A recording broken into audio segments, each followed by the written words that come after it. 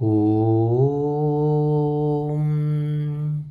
ఓం శ్రీమాత్రే నమః. శ్రీ లలితా సహస్రనామ స్తోత్రంలోని 10వ శ్లోకానికి వివరణ. శుద్ధ విద్యాంకురాకార ద్విజపంక్తిద్వయోజ్వలాం కర్పూరవీటికామోదా సమాకర్షద్దిగంతరా. శుద్ధ విద్యాంకురాకార ద్విజపంక్తిద్వయోజ్వల. పక్షులు, బ్రాహ్మణుడు దంతములను ద్విజులు అని అంటారు. ద్విజులు అనగా 2 జన్మలను కలిగి ఉండటమే ద్విజ. పక్షికి మొదటి జన్మ గ్రుడ్డు, దానిలో నుండి వచ్చిన పక్షి 2వ జన్మ. అదేవిధంగా ఉపనయనానికి ముందు, ఉపనయనం తరువాత బ్రాహ్మణునికి 2 జన్మలు.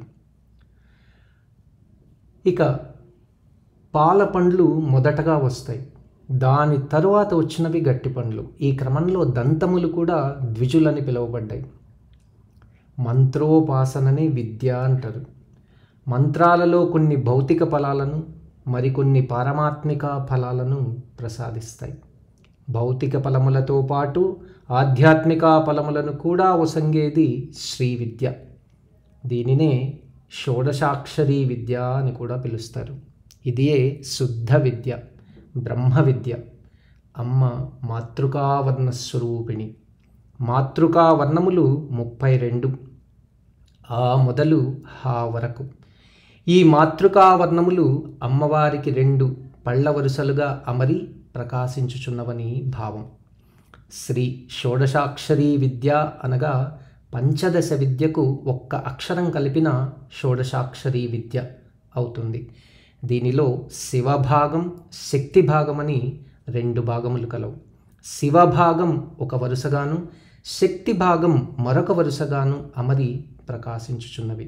వాటిని పలుకగా శివశక్తులు ఐక్యం చెంది ప్రకాశింతురని దీని భావం. శుద్ధ విద్య అనగా ఆత్మను తెలియుట. దాని విచారం ఇదం అదం 2 శబ్దముల ద్వారా తెలియవలసి ఉన్నది. మనకు ఏదైతే దగ్గరగా ఉంటుందో దానిని సూచించున్నది ఇదం, అదే భౌతిక సంపత్తి, శరీరం. అలా కాక దూరంగా ఉండున్నది, ఊహ కందనిది అదం, అదే ఆత్మ. ఈ ఆత్మ అనాత్మ విచారణే శుద్ధ విద్య. దీనికి అంకురమే వేద విద్య విచారణ. వేద పారాయణ విధిని కూడా సూచించారు వాగ్దేవతలు. శుద్ధం అనగా తెలుపు వర్ణం.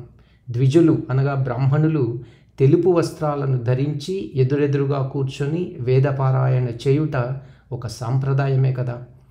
అమ్మవారి దంతములు ప్రజాపతి అంశములుగా గ్రహించవలెను. అందువల్ల అమ్మ శుద్ధ విద్యాంకురాకార ద్విజపంక్తిద్వయోజ్వల. ఓం ఐం హ్రీం శ్రీం శుద్ధ విద్యాంకురాకార ద్విజపంక్తిద్వయోజ్వలాయై నమః. కర్పూరవీటికామోద సమాకర్షద్దిగంతరా. పరమేశ్వరి సర్వసౌభాగ్య దేవత, శోభన ప్రదాత. తాంబూలం శోభనమునకు గుర్తు, ఆరోగ్యాన్ని చేకూరుస్తుంది. లవంగము, ఏలకలు, పచ్చకర్పూరం, కస్తూరి, కుంకుమ పువ్వు, జాపత్రి, జాజికాయ, వక్కలు, చలువ మిరియాలు, తమలపాకులు, సున్నం కలిసినది తాంబూలం. తాంబూలం యొక్క సుగంధం నలుదిక్కులా వ్యాపిస్తుంది, పరిసరాలను మత్తెక్కిస్తుంది. జగన్మాత దంతములు షోడశాక్షరములు, అదే శ్రీ విద్య. మంత్రమును మననం చేయుటయే తాంబూలాన్ని నమలటం.